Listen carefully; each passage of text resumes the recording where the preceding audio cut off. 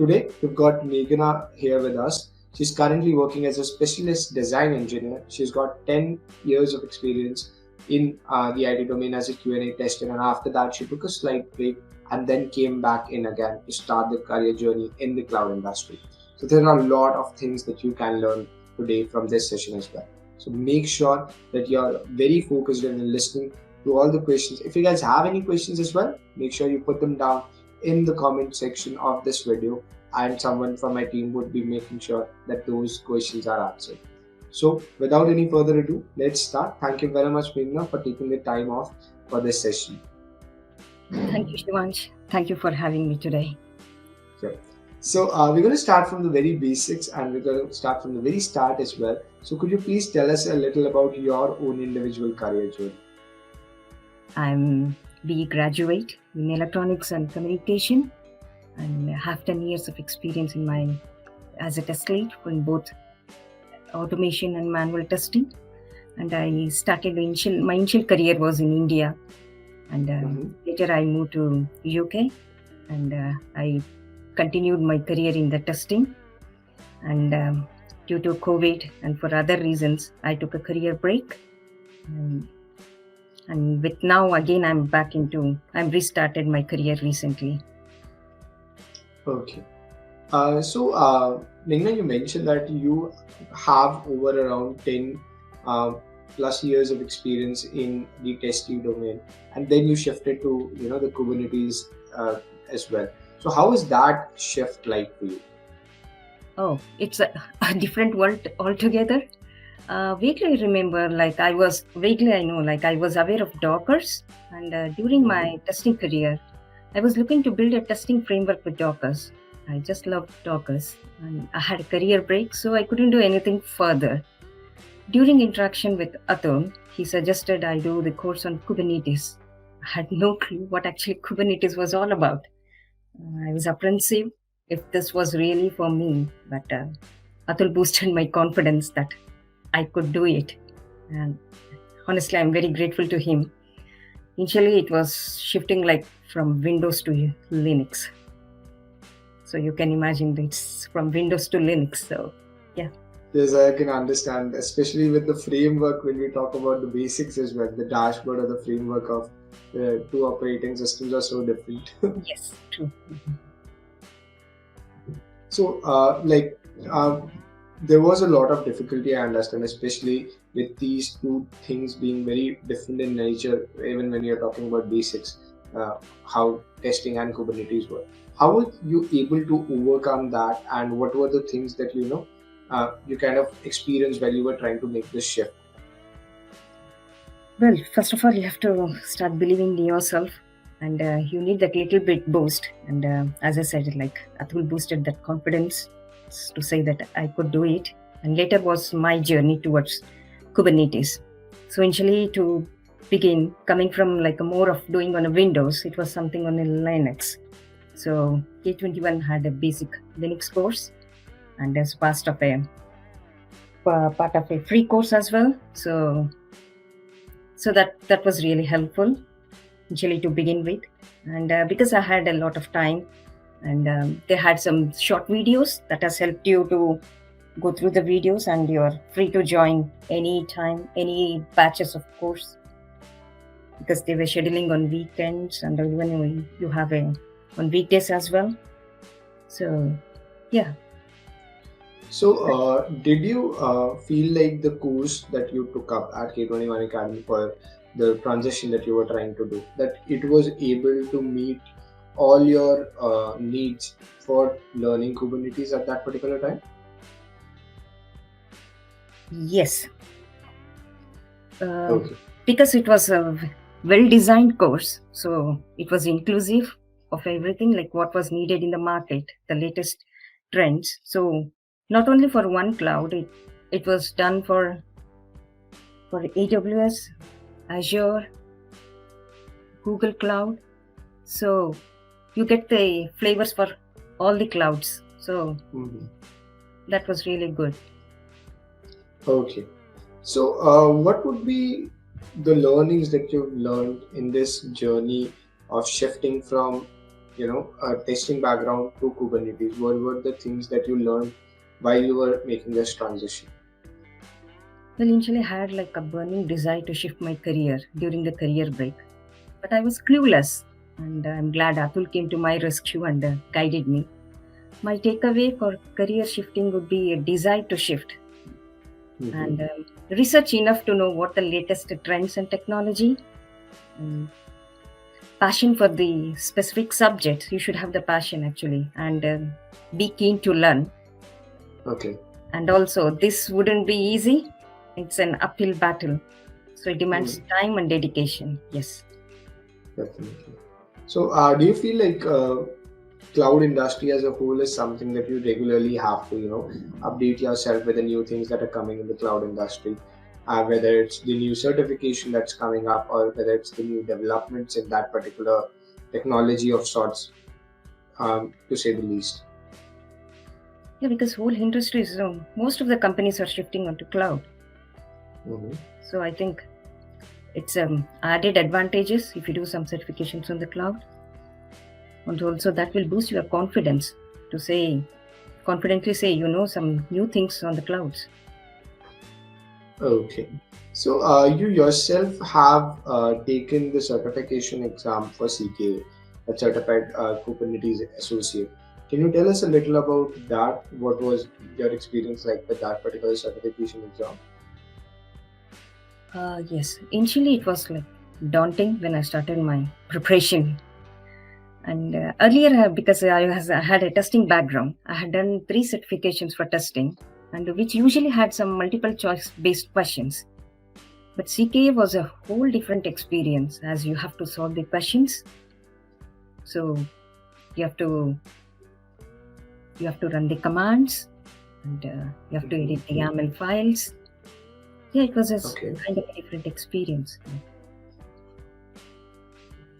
Okay, and like, what are the things that you faced were difficulty? Like you mentioned that it was quite daunting at first. So, what were the things that you faced the most difficulty with, and how were you able to overcome those? Because the whole question, it's not a multiple choice based questions. Okay. So, and also you receive a lot of help and support, and also from the K21 Academy, and yeah, the guides and everything was so beautifully written, and also that has helped you to solve more questions as well. So that boosts your confidence. Okay. For the people who are watching this, guys, we have not asked Meghana to specifically add K21 in the answers, or like put that across. It is her honest experience that she has. It is a very difficult task. I can vouch for this myself because I am also trying to make a career transition. That when you are trying to learn new things after you've spent a significant portion of your career learning and implementing certain things that are completely different from the new things that you're trying out, it is very difficult. And at that time, if you are able to find a guide, if you are able to find a place where you can get all the information and it provides you that guiding path, it is something that's very beneficial. That's why I also recommend you all to, even if you're checking out internet, the problem with that becomes is there's a vast amount of information there, and you are not able to have a funneled vision in that space, because you need to have one by one things, all the things that you need to learn for that particular technology. That is something that you're able to get in any particular course, in an online course. But again, you need to do your due diligence, you need to do your research before you take up a course that, okay, this is the certification for that particular technology, and I have to cover these different topics that are going to come into that certification exam. Are these being covered in a particular course or not? So those are the things that you need to look for. But it's highly recommended from my end as well that go for a course instead of just frantically looking on the internet, because internet frankly has a lot of information, but it doesn't have structured information, doesn't have the most updated information there. Certification exams gets updated, there are new versions of that, and so much more different things as well. Okay, moving on. So, ma'am, you talked about taking a career break as well. So that was because of COVID. And in that career break, what are the things that you realized, and what draw you towards Kubernetes? What was the things that drawn you towards Kubernetes as a new technology that you wanted to make the transition?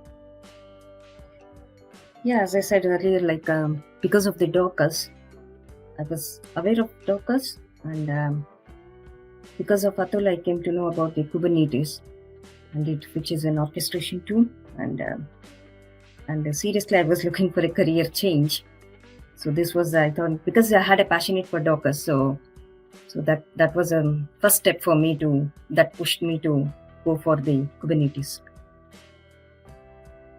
How much time did it took for you to make that entire transition? How much time did it took for you to learn everything and put in the practice so that you are very well ready to go for the certification exam?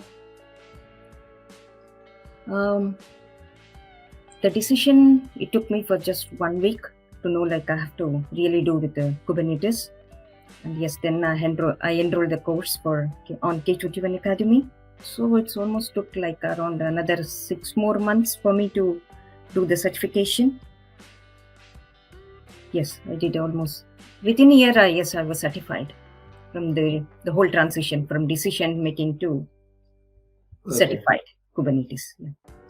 Okay, and how much time did it took for you to be ready to be working in the industry, in the Kubernetes industry as a whole? Because I've seen that a lot of people, they take the certification exam when they're 100% sure, but they are very well ready to be working in the Kubernetes domain or in the cloud domain way before even getting the certification ready, because they're ready with all the practical implementation and they've experienced all of those things through hands-on labs. So how much time did that take for you?